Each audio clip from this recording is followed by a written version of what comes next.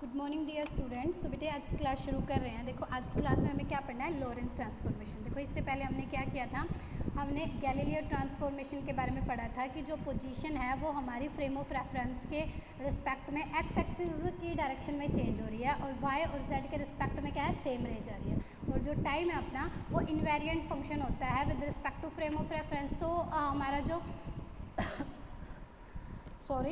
ठीक है, तो जो हमारा टाइम होता है वो हमारा सेम रहता है हर फ्रेम ऑफ रेफरेंस के लिए। ठीक है, तो आज हमने लास्ट क्लास में क्या किया था, हमने स्पेशल थ्योरी ऑफ रिलेटिविटी के पोस्टुलेट्स पढ़े थे। वहाँ पे हमने दो पोस्टुलेट्स के बारे में डिस्कशन की थी। ठीक है, उन्हीं दो पोस्टुलेट्स पे जो स्पेशल थ्योरी ऑफ रिलेटिविटी है वो वर्क करती है। फर्स्ट पोस्टुलेट क्या था हमारा, कि जो वेलोसिटी ऑफ लाइट है वो फ्रेम ऑफ रेफरेंस के इनवेरिएंट है, मतलब हर फ्रेम ऑफ रेफरेंस में वो क्या है, चेंज नहीं होती है, सेम ही रहती है। और जो हमारा ईथर जिसकी एग्जिस्टेंस हम मान के चले थे वो हमारी क्या है, नहीं, इस ईथर नाम की कोई भी ऐसी टर्म एग्जिस्ट नहीं करती, मतलब ईथर नाम का कोई भी फ्रेम ऑफ रेफरेंस एग्जिस्ट नहीं करता है। ठीक है, ये हमने फाइंड आउट किया था। जो माइकलसन मोरले एक्सपेरिमेंट था वो कम्प्लीटली फेल हो गया था, क्योंकि वो क्या फाइंड आउट करना चाह रहा था, वो existence of ether find out करना चाह रहा था। ठीक है, नेक्स्ट हमने एक पढ़ा था कि जो इनर्शियल फ्रेम ऑफ रेफरेंस है ना, जो भी हमारा न्यूटन्स के जो भी लॉज हैं वो हमारे इनर्शियल फ्रेम ऑफ रेफरेंस में वैलिड है, लेकिन जब हम non inertial frame of reference की बात करते हैं तो वहाँ पर न्यूटन्स के लॉज जो होते हैं वो वैलिड नहीं होते हैं। इनर्शियल फ्रेम ऑफ रेफरेंस और non inertial frame of reference के बारे में मैं बहुत अच्छे से तुम्हें बता चुकी हूँ। ठीक है, तो बेटा आज हमें जो पढ़ना है, देखो गैलीलियो ट्रांसफॉर्मेशंस हमारी जनरल इक्वेशंस थी, लेकिन जो आज लॉरेंस ट्रांसफॉर्मेशन एक सेट ऑफ इक्वेशंस है, उन इक्वेशंस को हम फाइंड आउट करेंगे ना, तो वो हमारे पास क्या देंगे, वो जो सेट ऑफ इक्वेशंस आएंगी वो सेट ऑफ इक्वेशन हमारी कंप्लीट जो स्पेशल थ्योरी ऑफ रिलेटिविटी में है ना, हम लॉरेंस ट्रांसफॉर्मेशन इक्वेशंस को ही आगे कंटिन्यू करेंगे। ठीक है बेटा, तो आज हमें यही पढ़नी है, क्या है लॉरेंस ट्रांसफॉर्मेशन, क्या होती है ये, a set of equation derived from the postulates of special theory of relativity।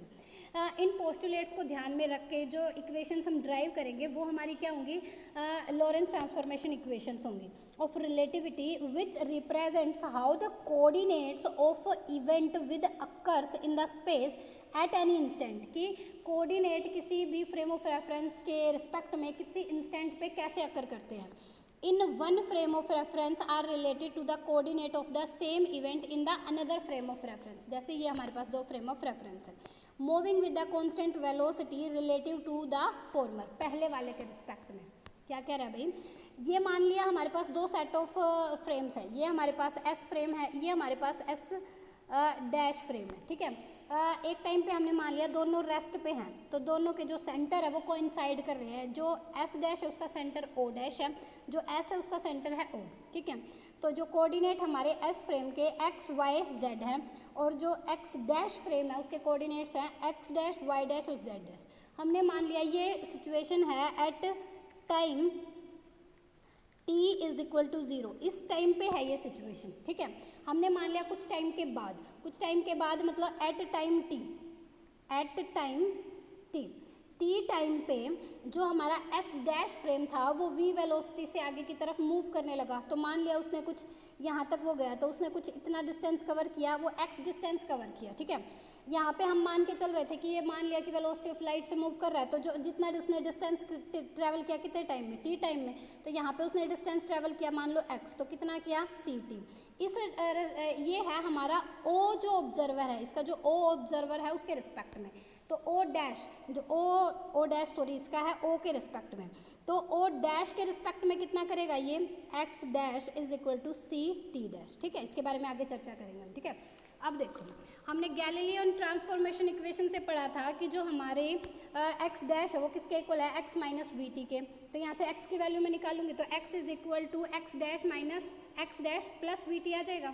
ठीक है भाई, अब for Lorentz transformation we shall consider the next possible simplest equation.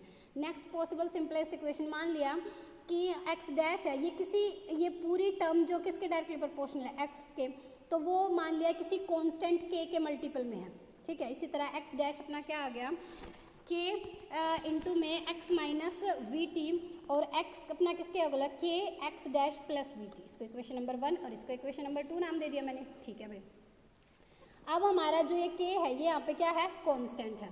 हमें पता है y और z में कोई चेंज नहीं होता, उनको हमने एज इट इज़ लिख दिया। The time coordinate t and t dash are however not same. इसमें देखो गैलीलियन में हमने क्या मान के चले थे कि टाइम जो था यानी कि t डैश भी हमारा किसके इक्वल था, t के ही इक्वल था। लेकिन ये बात बिल्कुल ध्यान रखने लायक है, लेकिन जो लॉरेंस ट्रांसफॉर्मेशन है उसमें हमारे जो टाइम के कोऑर्डिनेट है वो सेम नहीं है with both frame of references, ठीक है। To find the relation between the t and t dash substitute the value of x dash from equation 1 and 2। इनसे हम x डैश की वैल्यू निकालेंगे। देखो x हमारा क्या है, x है, देखो ये हमारा है x, 1 से हम 2 में पुट करेंगे, ये क्या आ गया k x डैश की जगह मैं k x minus we T ये पुट कर सकती हूँ यहाँ पे x की जगह, यहाँ पे x डैश की जगह कर दिया मैंने। अब इसको मैं सोल्व करूँगी तो क्या आ गया, x इज इक्वल टू के इंटू के square x minus we T plus में एक्स वी टी डैश, ये आ गया अपने पास, ठीक है। यहाँ पे के वी टी डैश में इधर ले आई, बाकी सारी टर्म मेरी इधर रहेगी, तो x minus K square x plus K square V T, इतना हो गया। अब देखो ये अपने पास हो गया, इधर था के वी टी डैश, के वी टी डैश इधर था अपने पास। देखो x इसमें भी है, x इसमें भी है, x में इनमें से कॉमन ले लूँ तो 1 minus K square into x, ये नहीं बच जाएगा मेरे पास, ये देखो x इसमें भी x इसमें भी है, तो x इंटू में 1 माइनस के स्क्वायर, ये टर्म बच गई। तो क्या हो जाएगा, K V T dash is equal to K minus 1 minus K square into में X plus K square V T, ठीक है। तो अपना टी डैश किसके इक्वल आ गया भाई, टी डैश आ गया K T plus 1 minus K square. देखो वी टी है यहाँ पे, इसके नीचे भी मैं वी टी लगा दूंगी, इसके नीचे भी मैं वी टी लगा दूंगी। अच्छा वी टी से वी टी तो कैंसिल, ये यहाँ पे क्या बच गया, ये यहाँ पे बच गया के टी स्क्वायर था ना, तो एक टी कैंसिल आउट हो गया, तो क्या बच गया K T plus 1 minus K square x divided by के वी टी अपने पास हो गया। तो इस साइड हमारा टी डैश रह गया, तो के और वी आएगा ना इधर, के और वी, इधर भी के और वी, ठीक है। तो के से के कैंसिल, तो अपने पास v से v कैंसिल, यहाँ पे बचा के टी, तो के टी आ गया। यहाँ 1 माइनस के स्क्वायर इंटू में x डिवाइडेड बाय क्या बच गया, के वी। ये इक्वेशन नंबर मेरी हो गई 5। देखो मैंने बताया था तुम्हें ये डिस्टेंस ट्रैवल किया है, o के रिस्पेक्ट में कितना ट्रैवल किया है, x इज इक्वल टू में सी टी, ओ डैश के रिस्पेक्ट में कितना किया है, x dash is equal to में सी टी डैश, ठीक है। As x is equal to में सी t, from the observer o dash x dash किसके इक्वल आ जाएगा, सी टी डैश, ठीक है। Put the value of x dash and t dash from 1 and 5th, ठीक है। 1 इक्वेशन कौन सी हमारी, ये इसी में x डैश है, और 5th इक्वेशन कौन सी हमारी, ये यहाँ पे हमारी t डैश की वैल्यू आई हुई है। तो क्या हो गया, k किस में पुट करनी है, फ्रॉम 1st एंड 5th। अब हम ये वाली वैल्यू जो पुट करेंगे तो क्या आ गया, k इंटू, तो ये देखो ये इक्वेशन नंबर 7 मेरी क्या बन गया, x डैश की जगह तो मैंने क्या रख दिया, k x minus we T is equal to में c इंटू में के टी प्लस में 1 minus K square x divided by में के वी। सी डैश की जगह मैंने किसकी वैल्यू पुट कर दी, टी डैश की वैल्यू, ठीक है। ये अपना सी बाहर रह गया, टी डैश की मैंने वैल्यू पुट कर दी। इतनी बात क्लियर। अब इसको थोड़ा सोल्व आउट कर लेंगे, ठीक है भाई। देखो ये क्या हो गया, के एक्स माइनस का के वी टी मल्टीप्लाई कर दिया अंदर, तो ये क्या हो गया, के सी टी प्लस में ये सी इसके साथ मल्टीप्लाई में आ जाएगा, सी इंटू में 1 minus K square divided by में के वी इंटू में एक्स। इतनी बात क्लियर हुई। अब के एक्स माइनस का ये वाली वैल्यू हम इधर ले आए, सी इंटू में 1 माइनस के स्क्वायर इंटू में एक्स डिवाइडेड बाई के वी इज इक्वल टू क्या बच गया, के सी टी, ये इधर आएगा तो प्लस के वी टी, ठीक है। तो यहाँ पे आ गया के एक्स और यहाँ पे क्या है, इसमें भी के एक्स है, मैं बाहर ले सकती हूँ, तो क्या बच गया, यहाँ पे मैंने के एक्स बाहर ले लिया 1 माइनस सी, अब यहाँ पे एक के था और के एक्स हमने बाहर लिया, के स्क्वायर अपॉन में वी इंटू में अपने पास एक्स तो हमने बाहर ले लिया, इधर क्या बचा के सी टी, यहाँ से मैं के सी टी कॉमन ले लेती हूँ 1, यहाँ पे सी नहीं है तो डिवाइड किससे कर देंगे, सी से, तो वी बाय सी, इतनी टर्म बच गई। अब क्या होगा, अब इधर देखो यहाँ पे ये x मैं इधर रखूँगी, बाकी सारी टर्म को मैं इधर भेज दूँगी, तो क्या बनेगा, x इज इक्वल टू में सी T 1 plus V by C divided by 1 minus C into में 1 माइनस के स्क्वायर अपॉन में के स्क्वायर वी, ठीक है। अब ये जो x की इक्वेशन है, ये x की इक्वेशन मेरे पास है ये x इज इक्वल टू में सी टी और x इज इक्वल टू ये है, ठीक है। तो इक्वेशन 6 और इक्वेशन 8 को मैं कंपेयर कर सकती हूँ, ठीक है। तो ये वाली इक्वेशन मेरी किसके इक्वल आ गई, सी टी के इक्वल ही आ गई। देखो ये वाली इक्वेशन और ये वाली equation x is equal to C T और x is equal to this, ये भी x के इक्वल, ये भी x के इक्वल। तो यहाँ पे इस वाली वैल्यू को मैं सी टी के इक्वल लिख सकती हूँ ना। तो क्या आ गया, C T is equal to C T into में 1 plus V by C divided by 1 minus C into में 1 माइनस के स्क्वायर अपॉन में के स्क्वायर वी, यही बचा है, ठीक है भाई। अब मेरे पास क्या हो जाएगा, यहाँ पे है सी टी और इधर भी है सी टी, कैंसिल आउट, इधर क्या हो गया 1।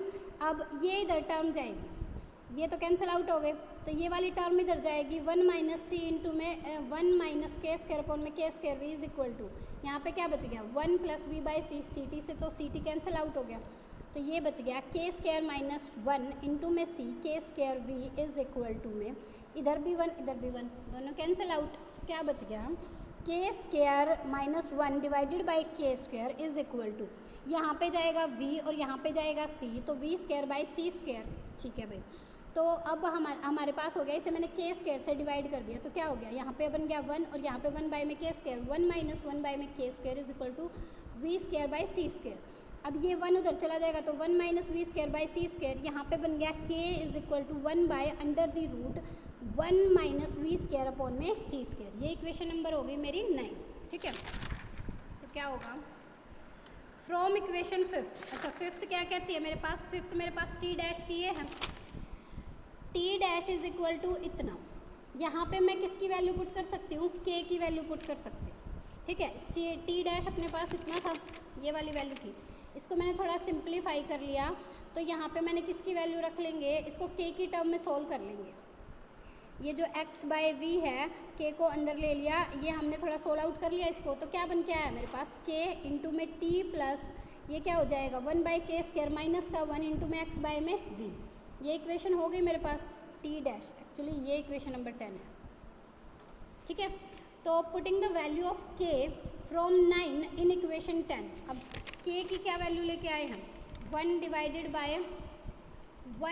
Bye 1 minus we square by C square, ये वैल्यू मैं पुट कर दूंगी, एक सेकेंड। तो क्या हो जाएगा मेरे पास, टी डैश क्या बन गया, के की जगह मैंने रखा 1 minus under the root 1 by V square C square, ठीक है। तो ये बन गया मेरे पास, अब देखो k इज इक्वल टू क्या था 1 by under the root 1 minus we square by में सी स्क्वायर, ये था।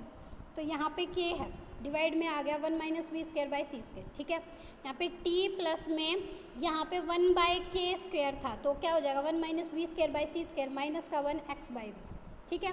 तो t डैश मेरा किसके इक्वल आ गया t, अब देखो ये हमारे पास प्लस माइनस ये तो कैंसिल आउट, ठीक है। एक v से v कैंसिल आउट, तो हो जाएगा v x divided by C square, तो क्या हो गया t माइनस का जाएगा t minus x by v divided by में सी square under the root 1 minus we square by C square, ये इक्वेशन नंबर 11 आ गई। Putting the value of k in equation 1 we get the exact form of Lorentz transformation equation as, हमें Lorentz transformation equation कैसे मिलेंगी भाई, अब देखो अपने पास ये रिलेशन आ गया t और t डैश में, जबकि गैलीलियो में हम पढ़ के आए थे t डैश किसके इक्वल था, t के ही इक्वल था, कोई भी उसमें चेंज नहीं था। लेकिन यहाँ पे t डैश की वैल्यू t की टर्म में आ रही है, मतलब इस बार जो टाइम के कोऑर्डिनेट हैं वो भी क्या नहीं है, सेम नहीं है। टाइम के कोऑर्डिनेट क्या नहीं है, सेम नहीं है, तो हमें टाइम के कोऑर्डिनेट वेरी कर रहे हैं। तो अब इनको ध्यान में रखते हुए हमें लॉरेंस ट्रांसफॉर्मेशन इक्वेशन का जो सेट मिलेगा वो हमारे पास मेन होगा। Putting the value of k in equation 1 we get the exact form of Lorentz transformation equations. कैसे, देखो अपने पास x डैश क्या आ जाएगा, अपने पास क्या था x dash is equal to k into में x माइनस का वी टी। हमें पता है जो k है वो अपना किसके इक्वल है, k is equal to 1 divided by under the root 1 minus we square by में सी स्क्वायर। अच्छा मैं यहाँ पे k की वैल्यू पुट करूँगी तो क्या आ जाएगा 1 माइनस वी स्क्वायर बाय में सी स्क्वायर, यही आया हुआ है। x dash is equal to x minus we t divided by 1 minus we square by C square, ठीक है। X y dash is equal to में y, z dash is equal to में z, और t dash अपना किसके equal आ गया, T dash हमने अभी फाइंड आउट किया ही था, t minus x b divided by C square divided by under the root 1 minus we square by C square. ये अच्छा, ये जो सेट ऑफ इक्वेशंस आई हैं ये हैं लॉरेंस ट्रांसफॉर्मेशंस इक्वेशंस। इनको हम x की टर्म में भी, जैसे ये x डैश की टर्म में, इसको मैं x की टर्म में भी लिख सकती हूँ, ठीक है। ये मेरे पास क्या है, Lawrence transformation equations. Special theory of relativity के लिए ये बहुत ज़रूरी है भाई, आपको आनी चाहिए, इनको ड्राइव करना भी आना चाहिए। ये कैसे फाइंड आउट हुई है, गैलीलियन ट्रांसफॉर्मेशन से इसमें ये चेंज है, यहाँ पे टाइम कोऑर्डिनेट भी चेंज होंगे, मतलब time with the frame of references यहाँ पे सेम नहीं है, वो भी यहाँ पे डिफर करके आ रहा है, ठीक है। तो इनको आपको करना है, एक बार समझना आए तो दोबारा देख लेना, ठीक है। फिर भी आपके कोई डाउट रह जाए तो आप मेरे से पूछ सकते हो, और पढ़ते रहिए। All the very best, thank you.